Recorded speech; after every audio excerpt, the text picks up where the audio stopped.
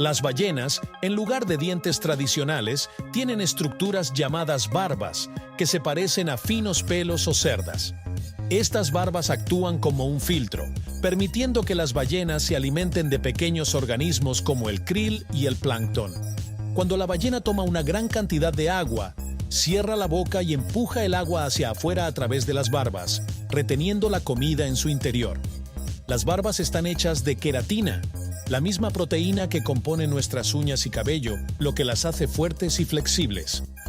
Si te ha gustado el video, danos like y síguenos para otro gran dato.